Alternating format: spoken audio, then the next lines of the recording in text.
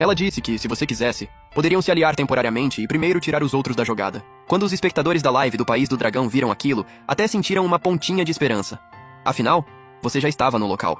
Talvez finalmente tivesse entendido e decidido apostar pesado.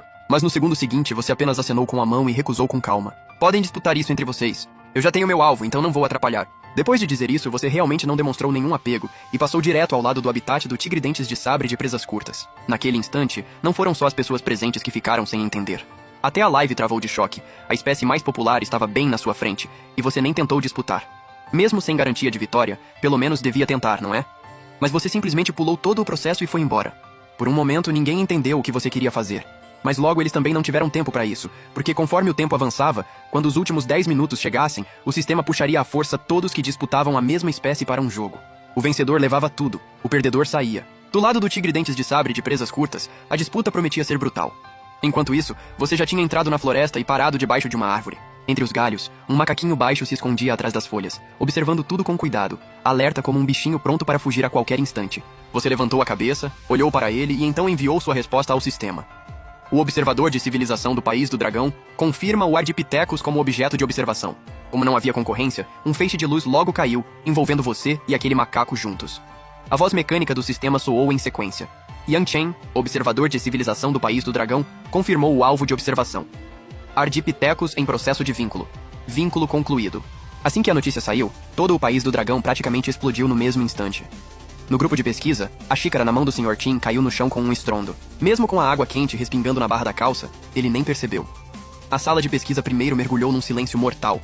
Depois foi tomada por suspiros de incredulidade. Com tantas espécies fortes disponíveis, você escolheu justamente um Ardipithecus fraco em todos os aspectos. Isso não era loucura? E o mais assustador era que, somando isso ao seu arquivo, que dizia que depois de uma decepção amorosa seu estado ficou estranho, como se tivesse desistido totalmente da vida, algumas pessoas do grupo começaram até a suspeitar que você tinha algum problema psicológico e queria se vingar da sociedade.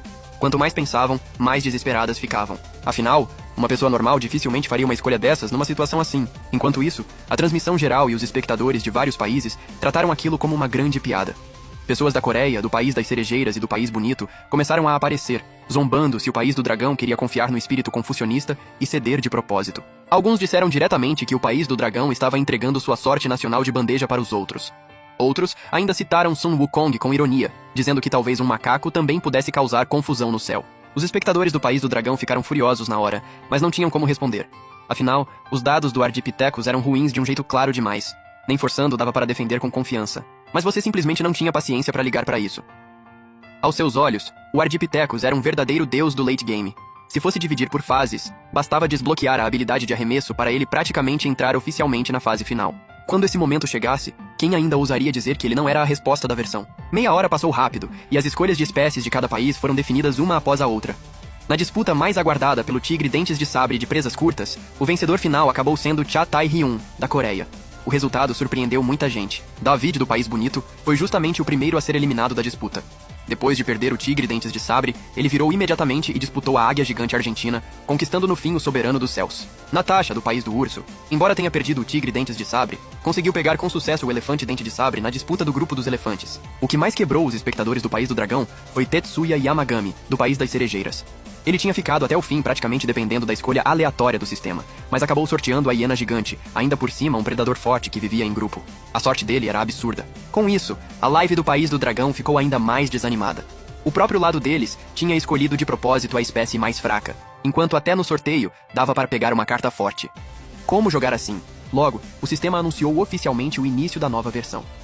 Todos os observadores de civilização voltaram ao espaço virtual, cada um sentado diante de uma cadeira, com a imagem em tempo real da evolução da própria espécie observada surgindo à frente. Como uma versão normalmente atravessava centenas de milhares ou até milhões de anos, o sistema comprime toda a linha do tempo para cerca de um mês, avançando rapidamente em formato de documentário e mantendo apenas os pontos principais. Então, o destino do Ardipithecus começou oficialmente a se desenrolar diante dos olhos de todos. Quando a imagem ficou nítida, a primeira coisa que apareceu foi a piora do ambiente.